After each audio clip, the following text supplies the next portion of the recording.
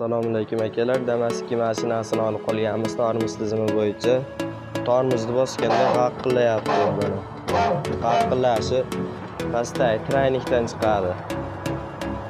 Ichida klapani bor, orqaga o'tkazadigan o'sha orqaga silabga o'tkazadi bu.